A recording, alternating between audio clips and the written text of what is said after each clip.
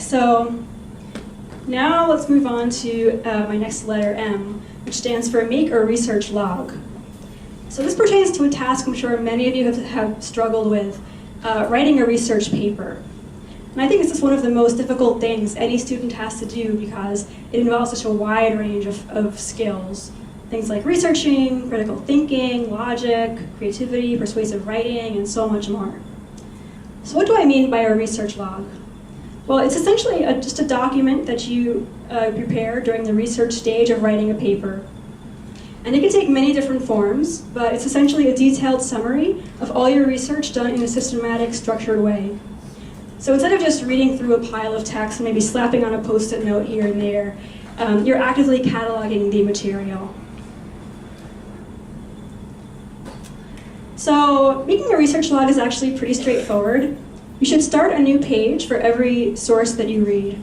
And the title and author and the URL, if it's on the web, should go at the top of the page. Your log should include things like the following: the title and author of each text.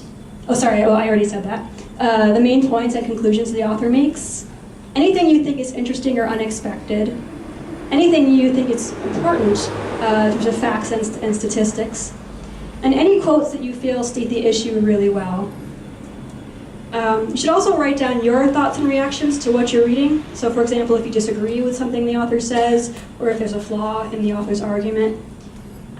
Make sure that you use quotation marks around quotes and indicate your own thoughts and reactions with asterisks or stars.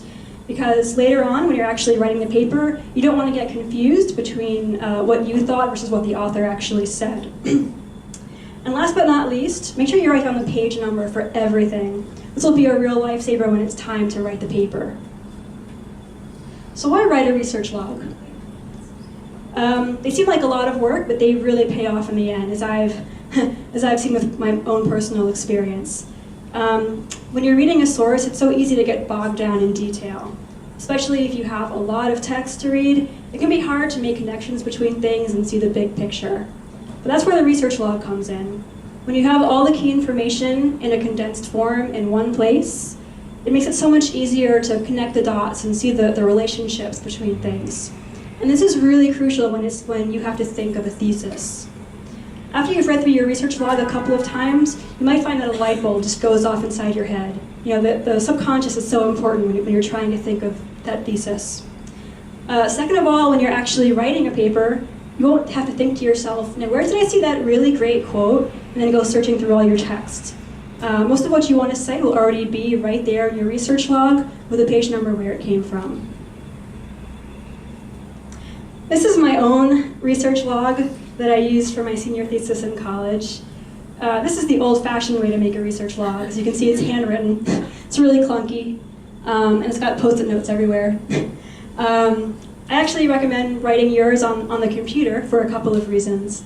You can search for things with Control F, which can come in handy. You can write out quotes quickly. You can copy and paste things into the actual paper later. And as you do additional research, it's much easier to add things to your log, move things around, put things in bold, and so on. So it gives you a lot more flexibility. Does anyone have any questions about the research log?